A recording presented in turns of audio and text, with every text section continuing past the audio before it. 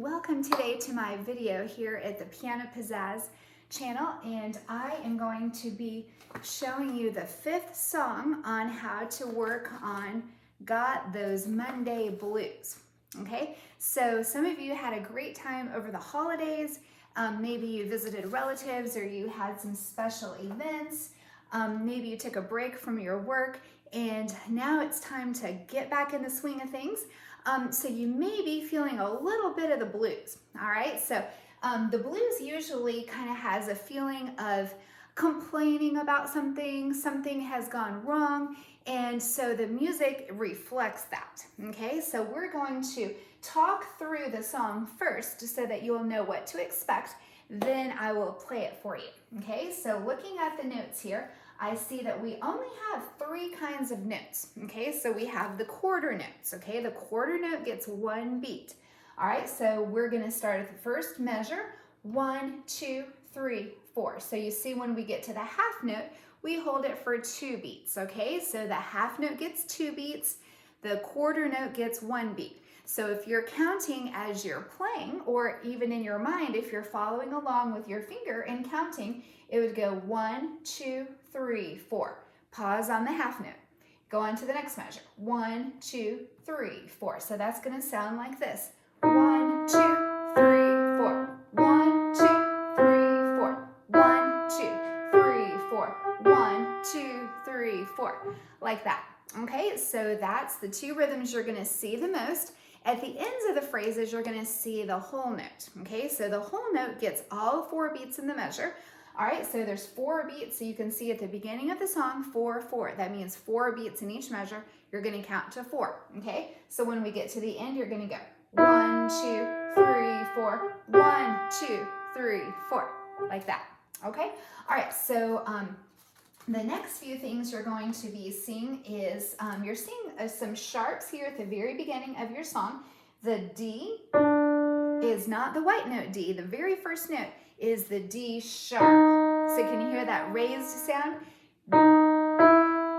Like that, okay? So you're going to be seeing the sharp. I'm sorry I forgot to get out my sharp card, but you're also going to be seeing the flat card, okay? So the flat means you're going to lower the note, okay? So sharp means you're going to raise it. Flat means you're going to lower it. Just like if you were to go out and get in your car and you have a flat tire, your car is not raised up, it's lowered to the ground, all right? So a flat means you're going to lower. So on the second line down, you see the E is flat, okay? So here's my E, and then I'm gonna lower it.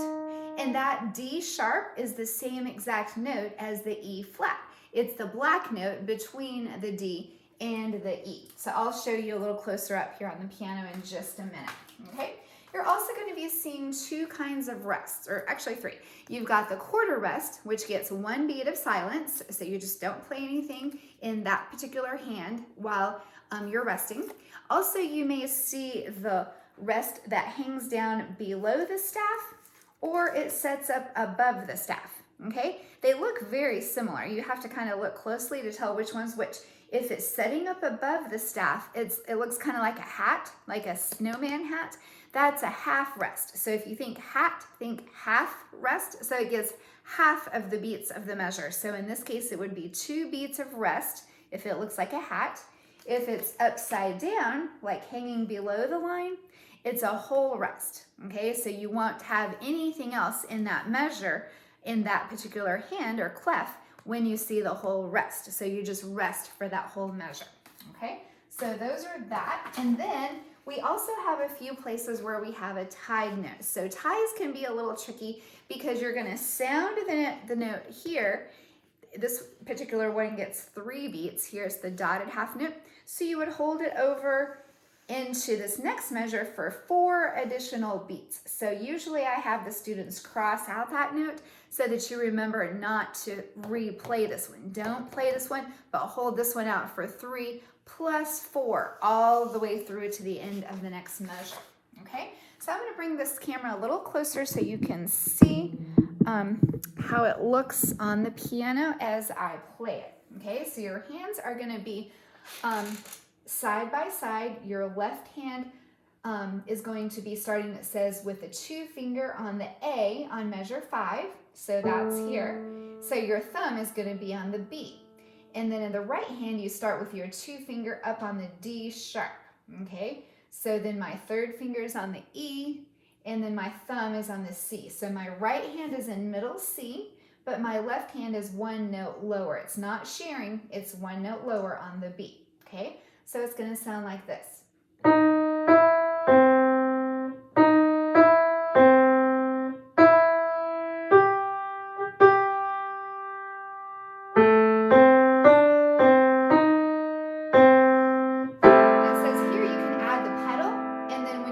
Your right hand up an octave higher to play that 3rd up here, you can still hear the sound. It keeps holding out all of that sound. Then you let go when you go on to measure 9.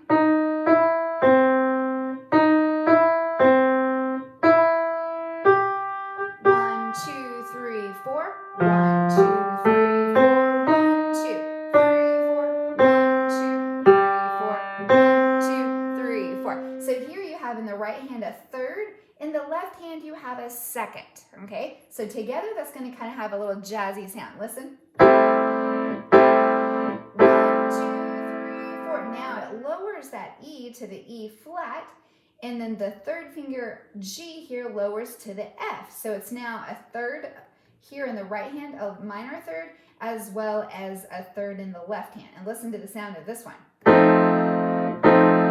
There's your bluesy kind of sound.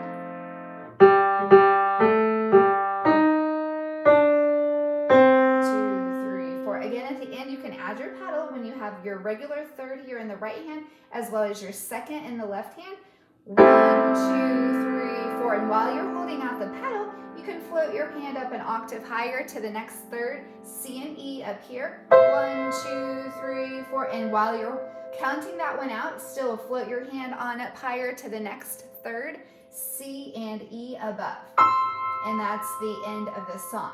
Okay, so all of those sounds are played while you're holding that out with the pedal. The left hand only presses down on the A and the G here, and it holds all the way to the end.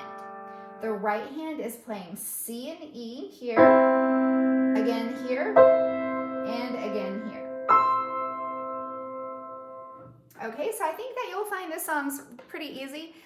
Put forth a little bit of effort to make sure you know which note is the D flat as well as, the D sharp as well as the E flat. It's the top black key right here, not the first one above C, but the other one above the D. It's between the D and the E is your first note where you're gonna start. So that's the D sharp in measure 1, as well as the E flat in measure 6. It's the same note, however, you're going to play it with a different finger. Okay, so in the beginning, you're going to play 2, 3, 1, like that. And then when you get over to measure 6, you're going to lower that 3rd finger to the E flat. Sometimes students get stuck on a particular finger playing a certain note, and you can't understand how that finger moves to a different note. So this is a good illustration of doing that. So enjoy your progress, and maybe you can think about something that you've got the blues about a little bit right now. Maybe you don't have the blues, I don't know, but there's probably going to be a time in your life that you do, and this is a good song to kind of feel that bluesy feel. Okay, so enjoy this, and I'll catch you in the next video.